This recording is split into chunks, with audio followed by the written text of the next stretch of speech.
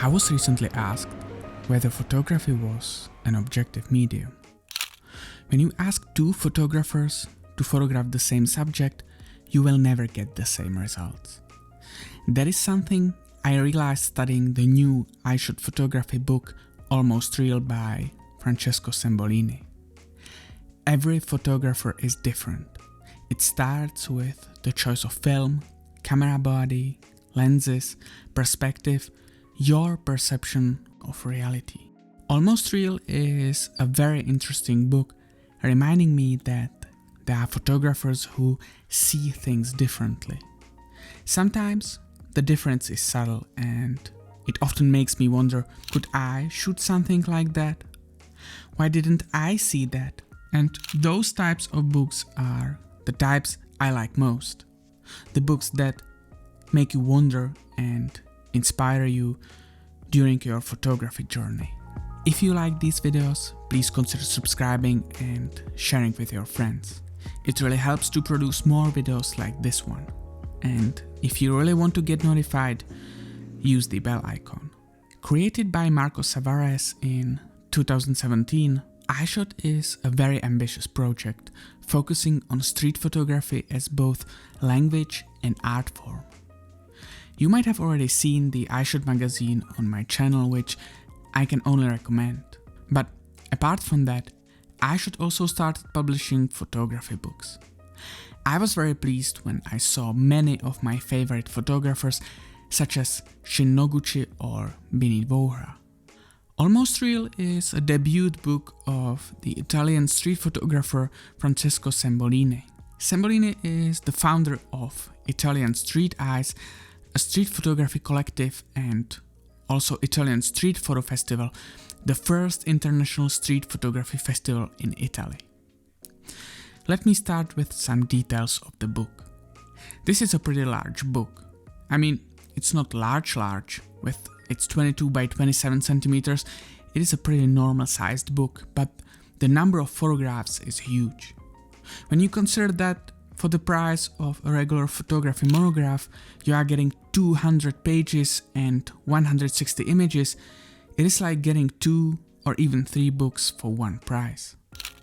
The book is also a limited edition of 470 hand-numbered and signed copies, if that means anything to you. Personally, I don't really care that much, as the content is the most important aspect for me. The book is a collection of work from Sembolini, mainly focusing on colors, graphics, and creating unusual and aesthetic compositions. Sembolini seems to see things differently. Maybe not more differently than you, but definitely more than me. He sees things that most people take for granted and frame seemingly common things and situations within his photographic rectangle using shapes, lines, but mostly color.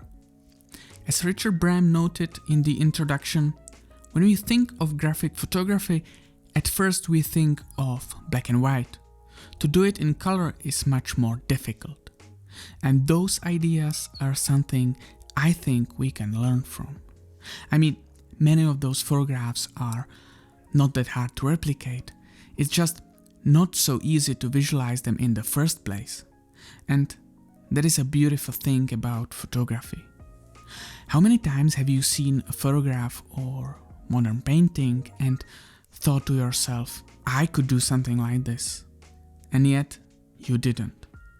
There are so many pictures you can get inspiration from and photograph yourself.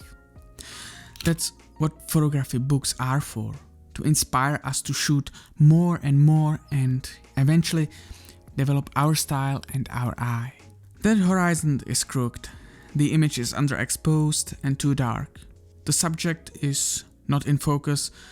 Those posts in the dangerous waters of the internet comments made me think, should photographers capture reality? Is there really a standard of beauty? We frame, compose, expose in a way that is unique to us. We often think we capture the reality, but the problem is we only capture our perception of reality, our two-dimensional representation of three-dimensional space. Photography is never going to be objective. I mean, photojournalists are trying to get as close to reality as possible, but the simple choice of what we include or leave out of the frame makes it really difficult.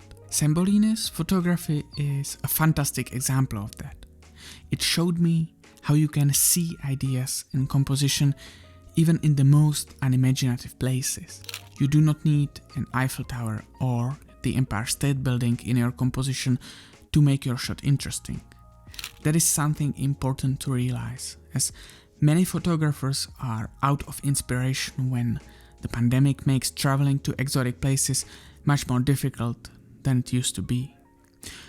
We are also often bound by those rules that limit our creativity, but it is people like Sembolini who are willing to go beyond the rules, who can create beautiful work like this, put something from themselves into their photography. I believe that as a photographer, it is not your goal to photograph interesting things, but rather make those common things which are already available to you look interesting.